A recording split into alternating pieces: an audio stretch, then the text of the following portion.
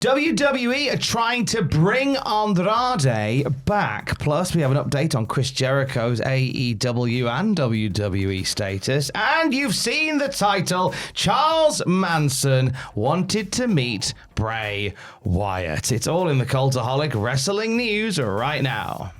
Didn't think we'd end the week with that particular line. No, or start any week with that particular line. Yeah, any point in the week, I'll be honest with you. But we'll get to it, don't you worry. First, let's talk about Andrade and his strained relationship with WWE. He was let go from the company after numerous violations of the contract, and it led to him turning up in AEW. WWE went, nah. It's a year, mate. At least a year before you can do anything. And we're getting into a bit of a legal back and forth. But PW Insider have some scalp that suggests that he might bounce back the other way. This is unbelievable. There is belief in some lucha circles. The lucha circles. The lucha circles. I think they did the pyramid stage at Glastonbury in 2009. Dury is trying to use the leverage of the potential one-year no-compete as a way to bring Andrade back into the fold. No one in WWE would confirm to PWInsider.com, but that is the story making the rounds in Mexico. So they fired him for wellness policy violations. That's fair enough. They slapped the 1 year no compete on him just to kind of bring him. Oh, you can't work for a year now, Andrade. You might as well just come back. Just come back. Just come back in. Come back. Do what you want to do on the violation side. That's fine. We'll let it slide. Just come back in. Hey, look, we're all pals. Do you want money or not? We're a family. We don't want you sitting at What home. is this? This can't be legal. Gaslighting, I'm pretty sure. It's very gaslighting. This is Andrade now continues to be advertised for indie dates coming up in Maine and New York. No word of whether he'll actually appear. A show recently he was scheduled to be in the main event of. He ended up just being backstage and did a few bits behind the scenes there. But we'll see whether or not he appears in front of a camera in Maine or in New York. But this is just WWE. I think, and this is the thing with this no compete. This 1 year no compete that WWE I think are going, okay, we're letting you go. Oh, you can't do anything for a year? Why don't you just come back? Yeah. Why don't you just come back to Papa Paul? So if any roster members are watching the video, because we know there's hundreds that do, obviously, live like Mick Foley. Take the cheapest hotel room. Buy the cheapest clothes. Eat the cheapest food. Save up all your money because you're going to need a year's worth of salary to live off if you ever want to leave. That's the lesson we're learning in this story here. That is the lesson that we're learning there as well. I think this is something that we'll talk about on the Cultaholic Wrestling podcast tonight. Oh, yes. Have they gone too far, the WWE, with this no-compete thingy? Obviously, the Andrade story is one thing. Samantha Irvin revealing this week that she has a 2 year no-compete. Goodness me. We'll talk about it more extensively later on.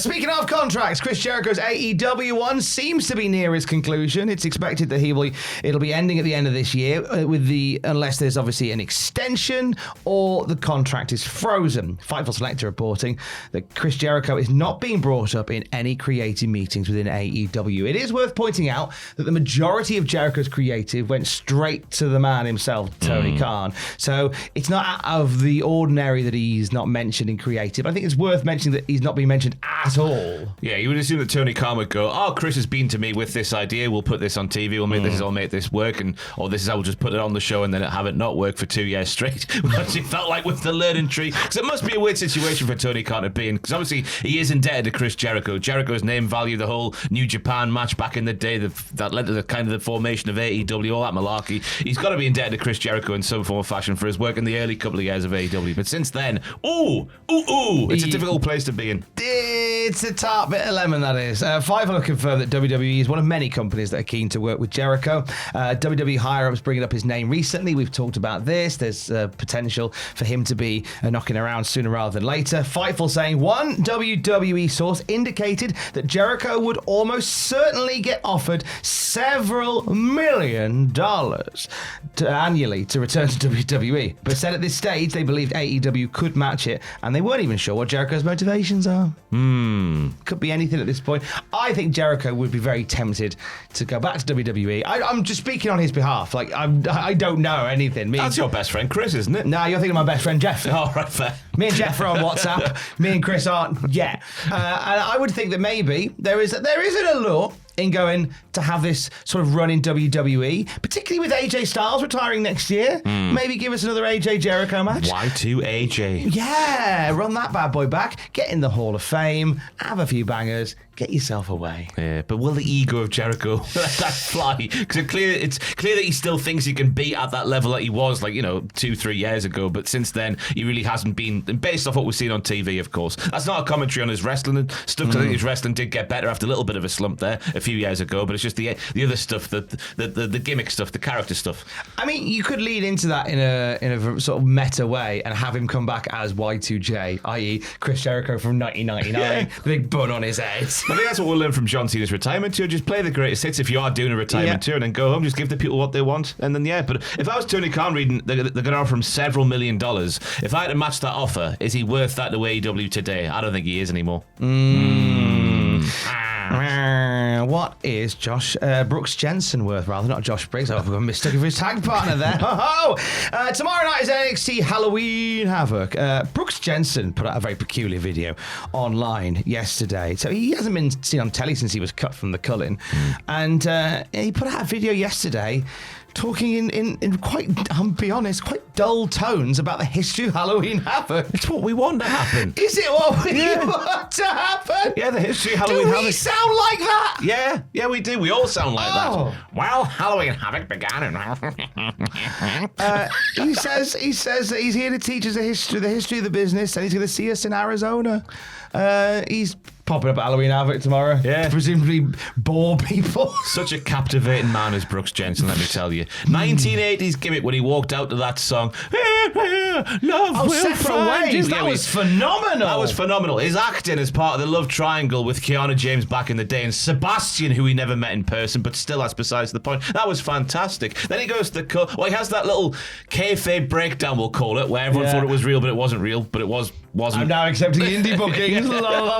And then he joins the Cullen where it looked like it might work, but then just sort of, well, no, you don't quite fit the look we're going for here. We'll get rid of you and replace you with Izzy Dame, essentially. And there he is in his living room telling us about the history of Halloween Havoc.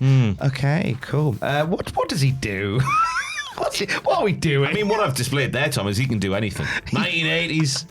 Breakdowns, kayfabe breakdowns, love triangles, spooky stables. Anything you want him to do, he can do it. Historian stables. Yeah. Well, he might just come out and just tell us the history of stuff. Just play the greatest hits, actually. Bring his dad in. Oh, B squared.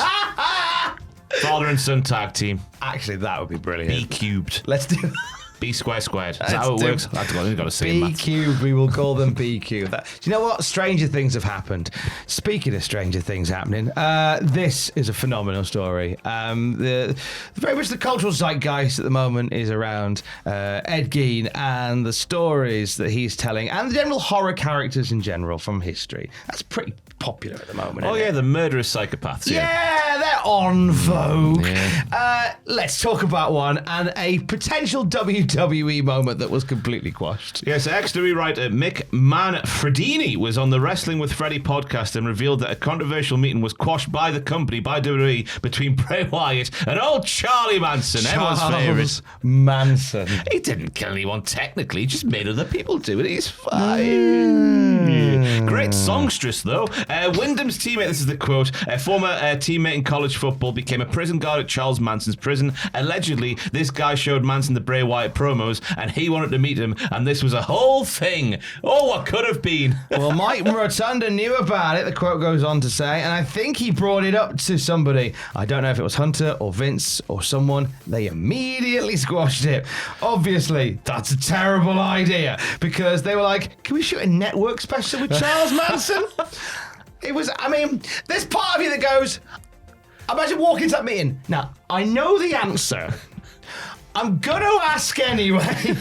Can we do a WWE Network special with Charles Manson? I mean, the optics I'll leave. On the PR side of things, the optics don't look good. But imagine the scenes, right? If you're in the Louisiana, wetlands or whatever Bray Wyatt used to, those early vignettes, and just in the middle of that was Charlie Manson's compound with all the Manson family in there.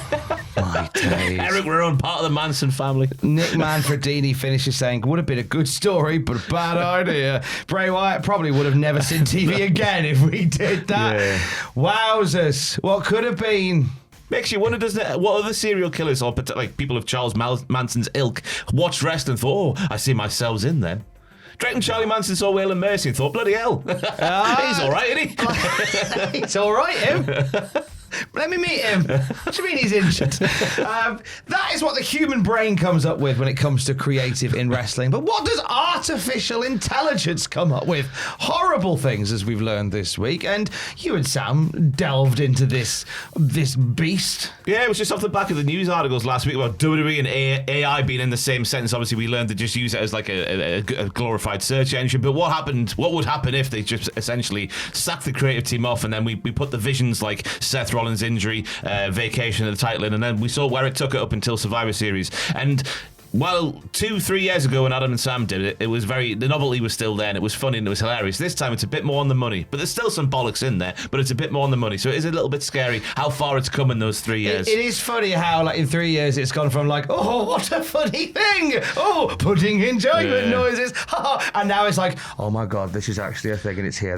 I don't like it anymore. Yeah. I don't like it anymore. You know what? It's an interesting discussion that we've done, and you guys did. It's on the channel. Go check it out right now. And for the very latest wrestling news at any time, you can check out Cultaholic.com. Stay safe. Goodbye, everybody.